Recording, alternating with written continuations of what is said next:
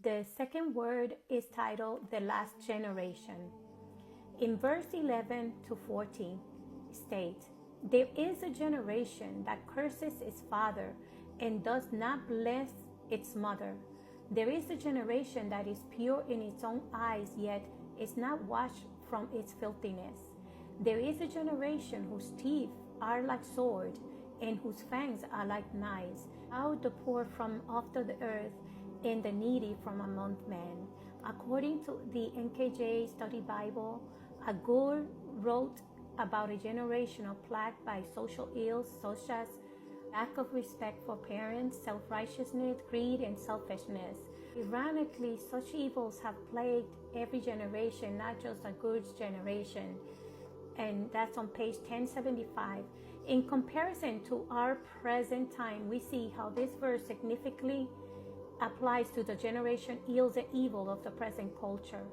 I will say that this generation far exceeds in exposure to evil in comparison to the area that the Bible verse was written. This generation are being exposed as children to the wickedness of the times through social media, television, peers, false beliefs, new age occult practices, doctrination to other lifestyles that are biblically forbidden. Could this be the last generation? If so, why? The signs are visible as prophetically spoken in the Bible. The spiritual battle for our children and young adults is brutal. The rise of New Age thinking has saturated the schools, and the children are being exposed not only to witchcraft but to immorality in the school systems. We also see the recent events of school mass shootings, which have increased, and these children who commit these acts are solely screaming for help or suffering from mental illness or sociopathic disorders that are not being addressed. So what is missing? Why are we failing them? This is not just in the physical that we are struggling in, but we are in crisis mode in the spiritual realm. In Matthew 24, verse 30-36, speaks about the last generation.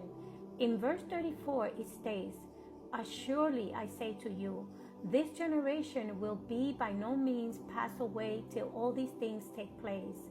2 Timothy chapter 3, verse 1-5, the ESV version states, "But understand this, that in the last days there will become times of difficulties. For people will be lovers of selves, lovers of money, proud, arrogant, abusive, disobedient to their parents, ungrateful, unholy, heartless, unpleasable, slanderous, without self-control, brutal, not loving God, treacherous, reckless, with conceit, lovers of pleasure rather than lovers of God, having the appearance of godliness but denying its power. Avoid such people."